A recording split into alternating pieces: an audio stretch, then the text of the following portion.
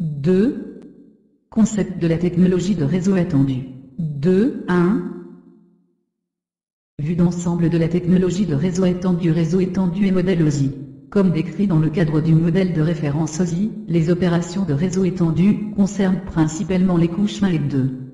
Les normes d'accès de réseau étendu décrivent généralement les méthodes de livraison de la couche physique, et les exigences de la couche liaison de données, notamment l'adressage physique, le contrôle de flux et l'encapsulation. Les normes d'accès de réseau étendu sont définies et gérées par plusieurs autorités reconnues, telles que l'Organisation internationale de normalisation, ISO, Télécommunications Industrie Association, TIA, et Electronic Industry Alliance, EA. Les protocoles de couche physique, couche 1 OSI, décrivent comment fournir des connexions électriques, mécaniques, opérationnelles et fonctionnelles aux services offerts par un fournisseur de services de communication. Les protocoles de la couche liaison de données, couche 2 OSI, définissent comment des données sont encapsulées pour être transmises vers un emplacement distant, ainsi que les mécanismes de transfert des trames résultantes. Différentes technologies sont utilisées, notamment le relais de trame, frame relay et ATM. Certains de ces protocoles utilisent le même mécanisme de tramage de base, HDLC, High Level Data Link Control, une norme ISO ou l'un de ses sous-ensembles ou variantes. 2.2. Concept de la couche physique de réseau étendu. Terminologie de couche physique de réseau étendu. Les réseaux étendus et les réseaux locaux ont pour différence principale qu'une organisation ou une entreprise doit s'abonner à un fournisseur de services de réseau étendu tiers pour utiliser les services de réseau d'un opérateur de réseau étendu. Un réseau étendu utilise les liaisons de données fournies par un opérateur pour accéder à Internet et connecter les sites d'une entreprise entre eux, à des sites d'autres entreprises, à des services externes et à des utilisateurs distants. La couche physique d'accès de réseau étendu décrit la connexion physique entre le réseau d'entreprise et le réseau du fournisseur de services. La figure illustre la terminologie communément utilisée pour décrire des connexions de réseau étendu physique, notamment équipement d'abonné, CPE, périphérique et câblage interne situé chez l'abonné et connecté via le canal de télécommunication d'un opérateur. L'abonné est propriétaire de l'équipement ou le loue à son fournisseur de services. Dans ce contexte, un abonné est une entreprise qui organise la réception des services de réseau étendu offerts par un fournisseur de services ou un opérateur. Équipement de communication de données, DCE, également appelé équipement de terminaison de circuits de données, ETCD. L'équipement de communication de données comprend des périphériques qui placent des données sur la boucle locale. L'équipement de communication de données fournit principalement une interface visant à connecter des abonnés à une liaison de communication sur le nuage de réseau étendu. Équipement terminal de traitement de données, ETTD. Périphériques de clients qui transmettent des données depuis le réseau d'un client, ou l'ordinateur pour une transmission sur le réseau étendu.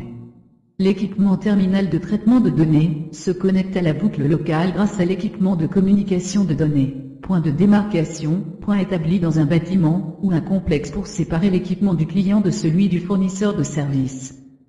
Physiquement, le point de démarcation est le boîtier de raccordement de câblage, situé chez le client, qui connecte les câbles de l'équipement d'abonné à la boucle locale. Il est généralement placé de façon à faciliter son accès par un technicien.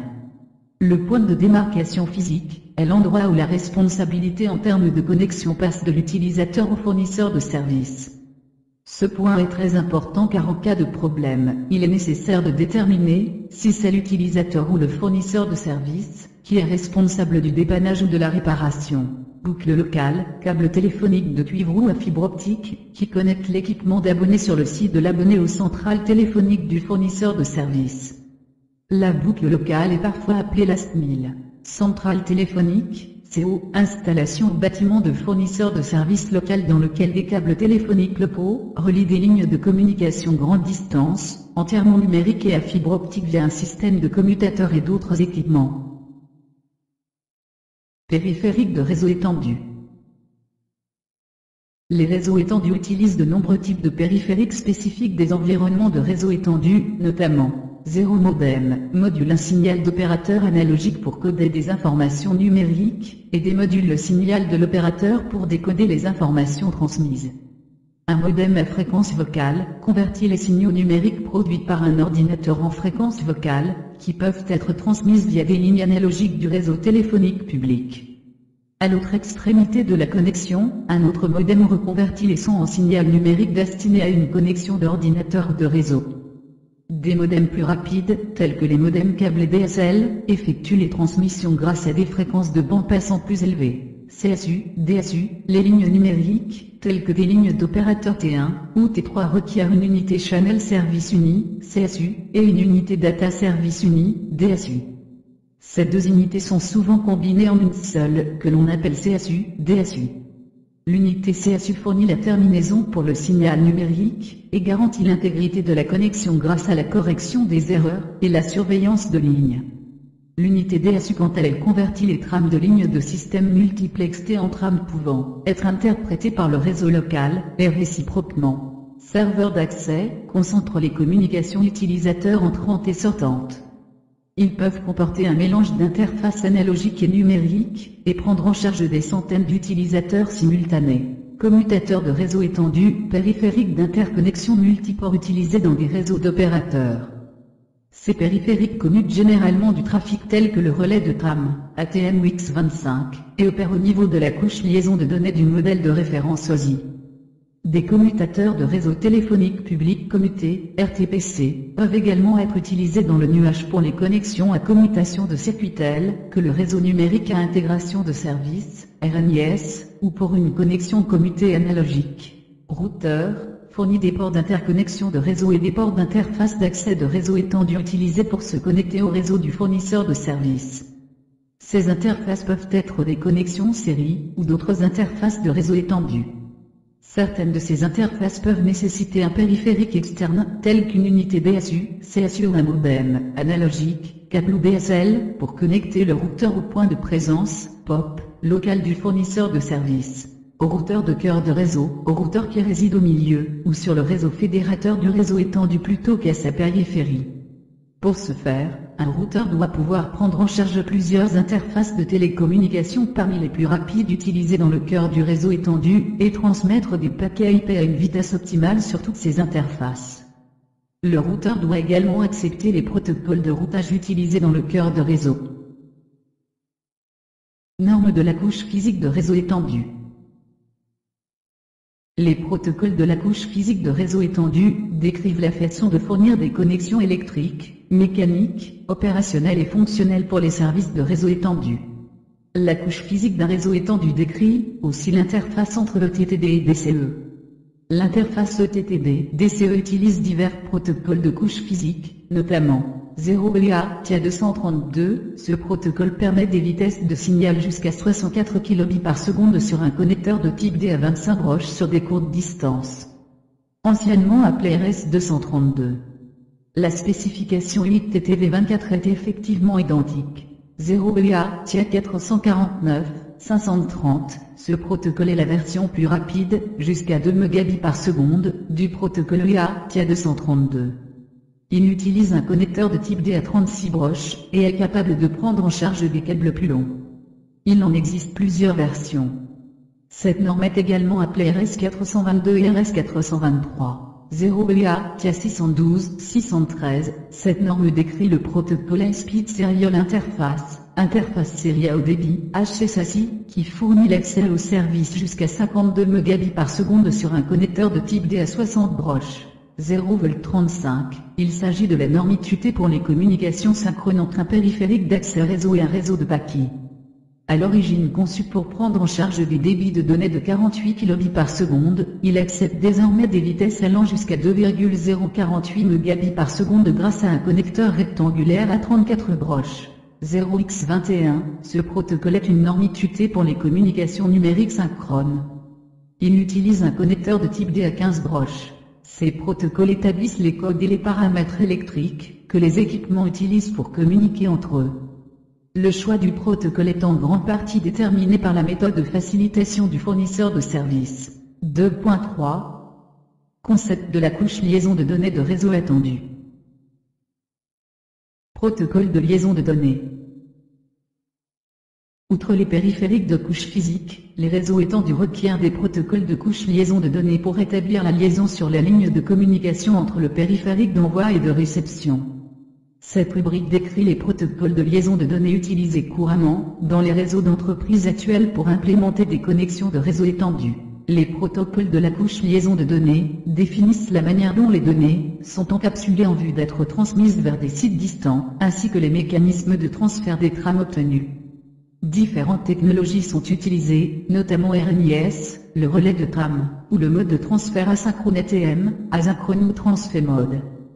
Un certain nombre de ces protocoles utilisent le même mécanisme de tramage de base, HDLC, une norme ISO l'un de ses sous-ensembles ou variantes. Le mode ATM diffère des autres, car il utilise des petites cellules de taille fixe de 53 octets, 48 octets pour les données, tandis que les autres technologies à commutation de paquets utilisent des paquets de taille variable. Les protocoles de liaison de données de réseau étendu les plus courants sont les suivants: HDLC, PPP, Frame Relay, ATM. RNIS et X25 sont des protocoles de liaison de données plus anciens et moins utilisés aujourd'hui. Cependant, le protocole RNIS est présenté dans ce cours, en raison de son utilisation lors de la mise en place d'un réseau voix sur IP à l'aide de liaisons PRI. X25 est mentionné pour expliquer la pertinence du relais de trame. Par ailleurs, X25 est encore utilisé dans des pays en voie de développement où les réseaux de données de paquets sont utilisés pour transmettre des transactions par carte de crédit ou de débit depuis des détaillants. Remarque, la commutation multiprotocole par étiquette, MPLS, est un autre protocole de couche liaison de données. MPLS est de plus en plus déployé par des fournisseurs de services pour fournir une solution économique permettant de transporter du trafic de réseau à commutation de circuits et à commutation de paquets. Il peut fonctionner sur toutes les infrastructures existantes, telles que l'IP, le relais de trame, ATM ou Ethernet. Il se trouve entre les couches 2 et 3, et est parfois appelé protocole de couche 2.5. Le protocole MPLS n'est pas couvert dans ce cours, mais il est présenté dans le cours CCNP relatif à la mise en œuvre de réseaux étendus convergés sécurisés, Implementing Secure Converged Wide Area Network. Encapsulation de réseaux étendus. Les données de la couche réseau sont transférées à la couche liaison de données, afin d'être livrées sur une liaison physique, généralement point à point sur une connexion de réseau étendue. La couche liaison de données établit une trame autour des données de la couche réseau, de telle sorte que les vérifications et contrôles nécessaires puissent être effectués. Chaque type de connexion de réseau étendu utilise un protocole de couche 2 pour encapsuler un paquet pendant qu'il traverse la liaison longue distance. Pour assurer que le protocole d'encapsulation correct est utilisé, le type d'encapsulation de couche 2 utilisé pour l'interface, série de chaque routeur doit être configuré. Le choix du protocole d'encapsulation est fonction de la technologie de réseau étendu et de l'équipement. HDLC a été proposé pour la première fois en 1979 et pour cette raison, la plupart des protocoles de tramage développés par la suite sont basés sur ce protocole. Format d'encapsulation de trame de réseau étendu. L'examen de la partie dentée d'une trame HDLC vous permettra d'identifier des champs communs utilisés par de nombreux protocoles d'encapsulation de réseau étendu. La trame démarre et se termine toujours par un champ d'indicateur à 8 bits. La configuration binaire est 0 à 1 111 110. Le champ d'adresse n'est pas requis pour les liaisons de réseau étendu qui sont pratiquement toujours point à point. Le champ d'adresse est toujours présent et peut faire 1 ou 2 octets de long. Le champ de contrôle dépend du protocole, mais indique généralement si la trame contient des informations de contrôle ou des données de couche réseau. Le champ de contrôle est normalement d'un octet. Combinés, les champs d'adresse et de contrôle sont appelés l'entête de trame. Les données encapsulées suivent le champ de contrôle. Ensuite, une séquence de contrôle de trame, FCS, utilise le mécanisme de contrôle par redondance cyclique, CRC, pour établir un champ de 2 ou 4 octets. Plusieurs protocoles de liaison de données sont utilisés, notamment des sous-ensembles et des versions propriétaires de HDLC. PPP et la version Cisco de HDLC disposent d'un champ supplémentaire dans l'entête, afin d'identifier le protocole de couche réseau des données encapsulées. 2.4 Concept de communication de réseau étendu. Commutation de circuit. Un réseau à commutation de circuit établit un circuit, ou canal, dédié entre des nœuds et des terminaux, avant que les utilisateurs puissent communiquer. Par exemple, lorsqu'un abonné passe un appel téléphonique, le numéro composé sert à définir des commutateurs dans les échanges effectués sur la route de l'appel, de telle sorte qu'il existe un circuit continu entre l'appelant et l'appelé. Du fait de l'opération de commutation utilisée pour établir le circuit, le système téléphonique adopte le nom de réseau à commutation de circuit. Si les téléphones sont remplacés par des modems, le circuit commuté peut également transporter des données informatiques. Le chemin interne emprunté par le circuit entre les échanges est partagé par un certain nombre de conversations.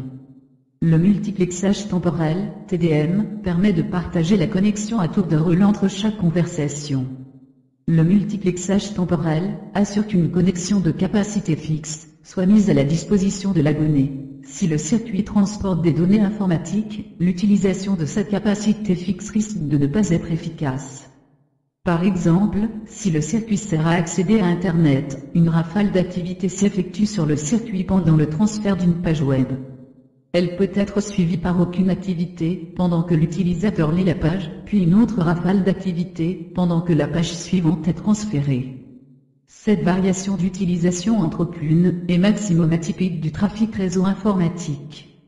Comme l'abonné à l'utilisation exclusive de son allocation de capacité fixe, les circuits commutés constituent généralement une méthode coûteuse de transport des données. RTPC et RNIS sont deux types de technologies à commutation de circuits qui peuvent être utilisées pour implémenter un réseau étendu dans une configuration d'entreprise. Cliquez sur le bouton Lire dans la figure pour voir comment la commutation de circuits fonctionne. Commutation de paquets. Contrairement à la commutation de circuits, la commutation de paquets fractionne les données de trafic en paquets acheminés sur un réseau partagé.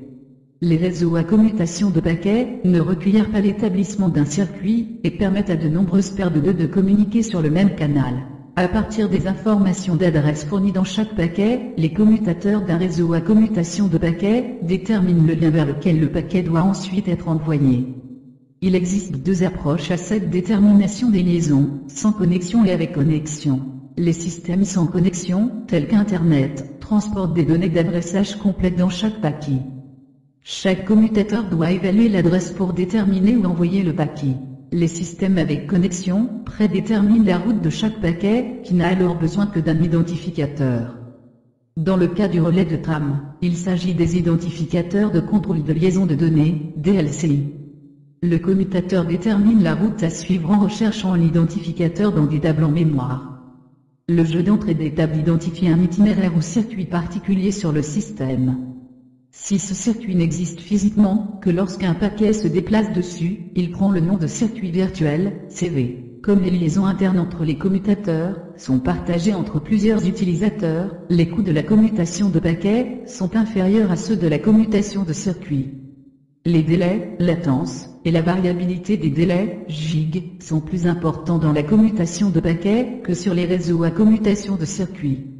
En effet, comme les liaisons sont partagées, l'intégralité des paquets doit avoir été reçue par un commutateur avant de passer au suivant.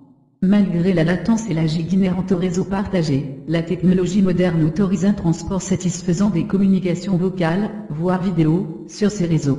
Le serveur A envoie des données au serveur B. Lorsque le paquet traverse le réseau du fournisseur, il parvient au second commutateur du fournisseur de service. Le paquet est ajouté à la file d'attente puis transféré une fois que les autres paquets de la file d'attente ont été transférés. Enfin, le paquet atteint le serveur B.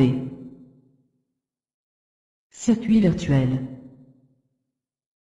Les réseaux à commutation de paquets peuvent établir des routes via les commutateurs pour des connexions de bout en bout spécifiques. Ces routes sont appelées des circuits virtuels. Un circuit virtuel est un circuit logique établi au sein d'un réseau entre deux périphériques réseaux. Il existe deux types de circuits virtuels. Circuit virtuel permanent, PVC, circuit virtuel établi de façon permanente constitué d'un mode, le transfert de données. Les circuits virtuels permanents s'utilisent pour effectuer des transmissions de données constantes entre les périphériques. Ils consomment moins de bandes passantes lors de l'établissement et de la fermeture des circuits, mais ils augmentent les coûts en raison de leur continuité de service. Ils sont généralement configurés par le fournisseur de service, lorsqu'une commande de service est effectuée. Circuit virtuel commuté, SVC, circuit virtuel établi de façon dynamique sur demande, et qui se ferme une fois la transmission terminée. La communication sur un circuit virtuel commuté s'effectue en 3 phases, l'établissement du circuit, le transfert des données et la fermeture du circuit. La phase d'établissement implique la création du circuit virtuel entre les périphériques d'origine et de destination. Le transfert de données implique la transmission des données entre les périphériques via le circuit virtuel, et la phase de fermeture du circuit implique le démantèlement du circuit virtuel entre les périphériques d'origine et de destination. Les circuits virtuels commutés sont utilisés pour des transmissions de données intermittentes entre les périphériques, en grande partie pour des raisons financières. Les circuits virtuels commutés relâchent le circuit une fois la transmission terminée, ce qui réduit les frais de connexion par rapport à ceux associés au circuit virtuel permanent tout en maintenant une disponibilité permanente du circuit virtuel. Connexion à un réseau à commutation de paquets. Pour se connecter à un réseau à commutation de paquets, un abonné nécessite une boucle locale jusqu'à l'emplacement le plus proche, auquel le fournisseur d'accès met le service à disposition. C'est ce que l'on appelle le point de présence, POP, du service. Il s'agit généralement d'une ligne dédiée louée. Elle est bien plus courte qu'une ligne louée connectée directement au site de l'abonné, et comporte souvent plusieurs circuits virtuels. Comme il est probable que tous les circuits virtuels n'ont pas besoin d'une demande maximale simultanément, la capacité de la ligne louée peut être inférieure à la somme des circuits virtuels individuels. Des exemples de connexion à commutation de paquets ou de cellules sont fournis ci-dessous.